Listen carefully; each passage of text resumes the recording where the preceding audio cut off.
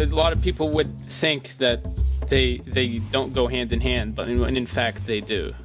Would you say so? Faith and the filmmaking? Yeah. Yeah, I don't see it as a problem because a lot of Muslims in Muslim countries who practice Islam and are kind of bound by religious laws in those countries, they're making amazing films. We had A Separation, which won the Oscar by a Muslim filmmaker from Iran in 2012. And in 2017, the same director won with The Salesman, which again, made by a Muslim within a Muslim country. And many other films, Turkish filmmakers, Egyptian filmmakers, Lebanese filmmakers, Palestinian filmmakers who have no facilities and yet they're making beautiful films, documentaries, short films with the least support, in a country that has been surrounded and under so much pressure for 60, 70 years.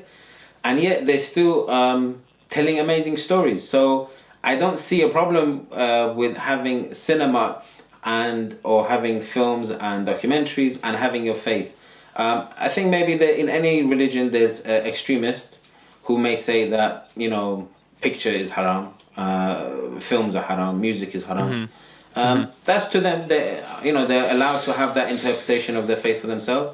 But I think majority of us, be us from different sects within Islam, Shia, Sunni, Sufi, we accept that there's nothing wrong with making films as long as we don't, insult any important personality of some other faith, or we don't insult a religion. And the films that we make are contributing to society as opposed to causing it harm. And it's not causing what we say fitna, division amongst the people. Yeah. Not just amongst Muslims, but among Muslims and, say, Christians.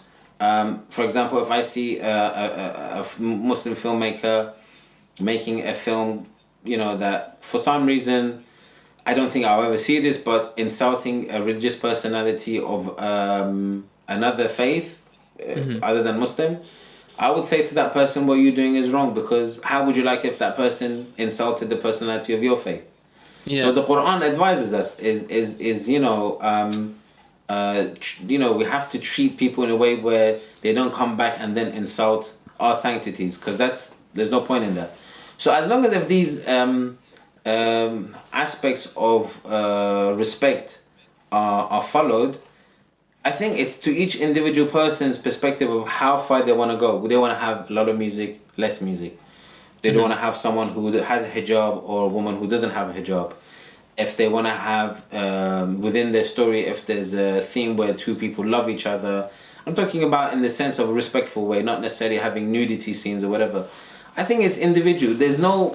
I can't impose, no scholar can impose his perspective and interpretation on the religion and say you have to do your films in these boundaries and that's it.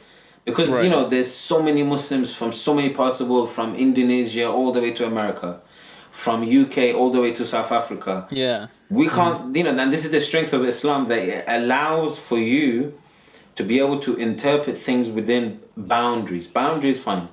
But not to put those rigid limitations where then it's kind of like imposing my cultural Islam on someone else in another part of the world. That doesn't make sense. It's just not right. So I think it's down to each individual. They need to go and learn, obviously, their faith. And then once they have that true understanding, they have basis, they will most of the time make the correct choices in making the films that they want to make. And if there's more of them in the West doing it, so Muslims in the West, I think we'll see great, especially with the ability of social media at the moment. Before, you would have to have a cinema to screen a film. Then the video system came in, the VHS. A lot of you may be too young to remember that. Then you could duplicate videos and a lot of people could see that. Then DVDs came in.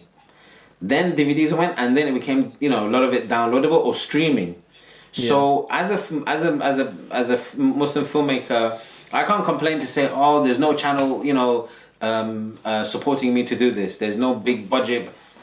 Ridley Scott, famous film director, said that there is no excuse for not making films anymore for people. You can buy a camera, you can get a laptop, PC, edit it. Don't make excuses. Come up with great stories, come up with great characters and scripts, and go out there and make it.